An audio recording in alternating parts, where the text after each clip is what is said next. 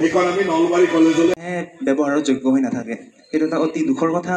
আৰু সেইবাবে মোক বহুত চিনিয়ৰ দাদাসকলে ক'লে যে সিহঁতে নিজৰ প্ৰেক্টিছৰ কাৰণে বেলেগ ফিল্ডলৈ যাবলগীয়া হৈছে, কাৰণ বাৰিষা কালত ফিল্ডত পানী জমা হয় আৰু তাৰে ভাল ব্যৱস্থা নাই মানে, সেইটো এটা। আৰু 2 নম্বৰটো হ'ল ইনডোৰ গেমছৰ যোনটো ষ্টেডিয়াম আছে সেইটোৰ ওপৰত অলপ গুৰুত্ব দিব লাগে। আৰু ইনডোৰ গেমছ আমাৰ নলবাৰী কলেজত যিহেতু অসমতে ইমান প্ৰতিভাশালী ছাত্ৰ ছাত্ৰী আছে, নলবাৰী কলেজতো নিশ্চয় থাকিব। আৰু সেয়েহে মানে ইনডোৰ গেমছৰ ওপৰত অলপ গুৰুত্ব দিলে ভাল হয় আৰু তেতিয়া প্ৰতিভাসমূহ ওলাই আহে ভালকৈ। 13 চনত এটা ভিজিলেন্স এনকুৱাৰী আৰম্ভ হৈছিল আৰু ভিজিলেন্সৰ এনকুৱাৰী চলি আহি এইবাৰ 2022 চনলৈকে চলি আছিল, 21লৈকে চলি আছিল। সেই এনকুৱাৰীটো ক্লোজ কৰিব নোৱাৰা কাৰণে কোনো ধৰণৰ ফাণ্ড আমি পোৱা নাছিলোঁ এই ভিজিলেন্স এনকুৱাৰীৰ কাৰণে। এইবাৰ মই বিধায়ক হোৱাৰ পিছতে এই এনকুৱাৰীটো ক্লোজ কৰি ভিজিলেন্সৰ এনকুৱাৰীটো ক্লোজ কৰিলোঁ। এতিয়া তোমালোকে জানি আচৰিত হ'বা যে যোৱা 2013 চনৰ পৰা এতিয়ালৈকে এই কলেজখনৰ অডিট হোৱা নাই, অডিট চলি আছে। তেখেতে ক'লে যে প্ৰায় 6-7 বছৰ শেষ কৰিলোঁ আৰু কেইদিনমানৰ ভিতৰত অডিট কমপ্লিট হ'ব।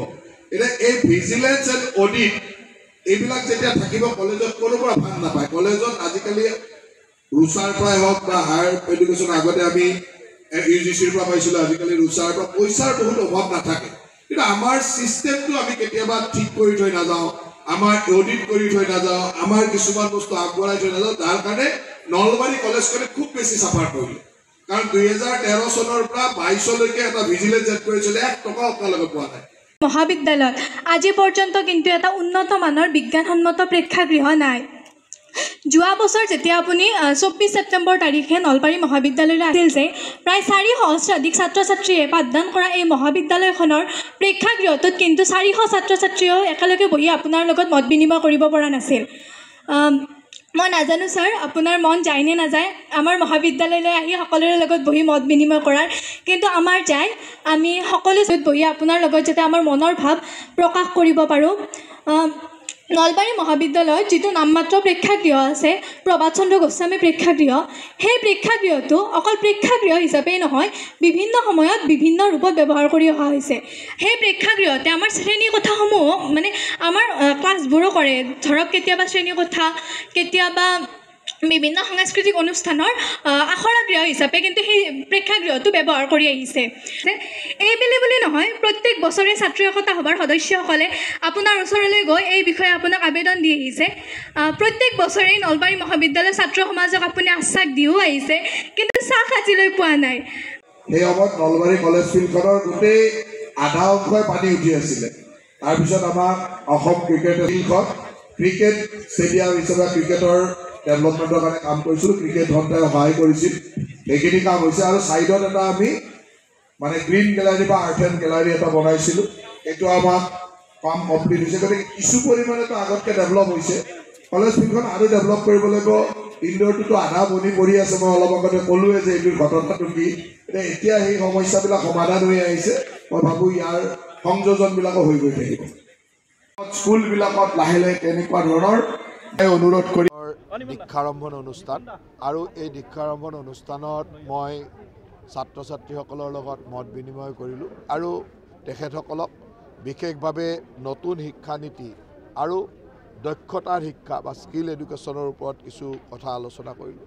ছাত্ৰ ছাত্ৰীসকলে কলেজখনৰ অভাৱ অভিযোগ বা তেওঁলোকৰ বহুত মনৰ খুদুৱনিও মোৰ লগত মুকলিমূৰীয়াকৈ আলোচনা কৰিলে।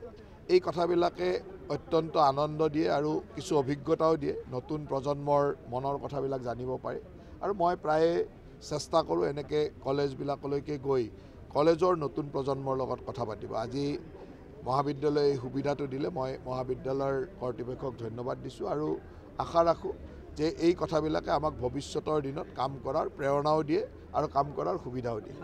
ছাত্ৰ ছাত্ৰীসকলৰ মনৰ বিভিন্ন খুদুৱনি তেওঁলোকে জানিব বিচাৰে আৰু নতুন প্ৰজন্মৰ মনৰ খুদুৱনিবিলাক আমিও জানিলে লাভ হয় যে আমি ভৱিষ্যতে কেনেকৈ কাম কৰিব লাগিব, চৰকাৰখনৰ দায়িত্বটো ক'ত, সেই কথাবিলাকো আমাৰ জনাৰ সুবিধা হয়। গতিকে এই ধৰণৰ কাৰ্যসূচী মই খুব ভাল পাওঁ আৰু যথেষ্ট মোৰ কাৰণেও মোৰ ৰাজনৈতিক জীৱনত মোৰ মানে আমাৰ এডমিনিষ্ট্ৰেটিভ লাইফত মোৰ বহুতখিনি লাভ হয়। মানে প্ৰশাসনিক কথাও মই বহুত কথা জানিব পাৰোঁ যে এইখিনি মোৰ কৰাৰ প্ৰয়োজন, মোৰ ডিপাৰ্টমেণ্টটো এনেকুৱাকৈ নতুন প্ৰজন্মৰ কাৰণে চিন্তা কৰিব লাগে, সেইকাৰণে মোৰ কাৰণে লাভ হয়। নলবাৰী কলেজৰ যথেষ্ট অসুবিধা আছে, কাৰণ আমাৰ এটা ডাঙৰ সমস্যা আছিল যে নলবাৰী কলেজত যোৱা সময়ত এটা ভিজিলেন্স এণ্ড এণ্টি কাৰাপশ্যনৰ কেছ এটা চলি আছিল, যাৰ কাৰণে আমি UGCৰ গ্ৰেণ্ডৰ পৰা বা উচ্চ শিক্ষাৰ বিভিন্ন গ্ৰেণ্ডৰ পৰা আমি বঞ্চিত হৈছিলোঁ। যোৱা 2022 চনত ইয়াক আমি সমাপ্ত কৰিলোঁ আৰু যোৱা বহু বছৰ ধৰি আমাৰ ইয়াত অডিট হোৱা নাছিল। এতিয়া অডিট চলি আছে, মই ভাবোঁ যে অহা 15-20 দিনৰ ভিতৰত অডিট সম্পূৰ্ণ হ'ব। গতিকে এই যিবিলাক অলপ টেকনিকেল অসুবিধা আছিল ইয়াক আমি সমাপ্ত কৰি আনিছোঁ। এই সমাপ্ত কৰাৰ পিছত আমি বিভিন্ন অনুষ্ঠানৰ পৰা বা চৰকাৰী ব্যৱস্থাৰ পৰা গ্ৰেণ্ট পোৱাত সুবিধা হ'ব আৰু তেতিয়া এই অভাৱবিলাক দূৰ কৰিব পৰা যাব।